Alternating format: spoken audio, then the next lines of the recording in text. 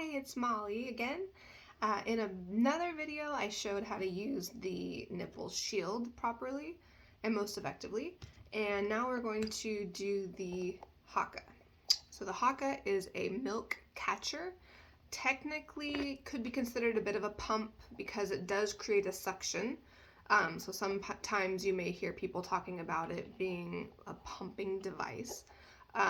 So if you wanted to just be a milk catcher with a slight bit of suction, you can just squeeze the bulb, put it to the breast, and let the slight suction hold it on and let it be more of a milk catcher.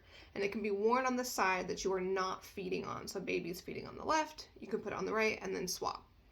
Now, that doesn't create much of a suction, so it can be kicked off pretty easily, which is why the correct way to use it is to create a little bit more suction, and you do that by flipping this top part inside out. Okay, so we're tapping all the way, flipping it all the way inside out, squeezing the bulb.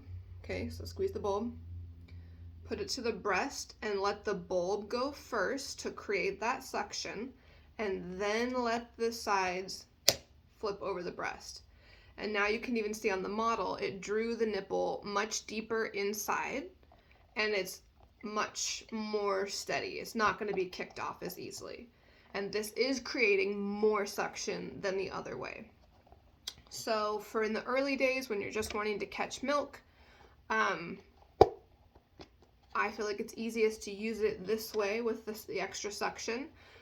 Those who are concerned about creating an oversupply potentially by pumping too much can just be, on the lookout for whether or not they feel like their breasts are starting to produce too much milk. I feel like that's probably pretty rare. I have never seen it happen, but some people in comment sections on the internet may have other things to say about this because some people assume it's a milk catcher, when in fact technically it does have some suction, so it could be considered a pump.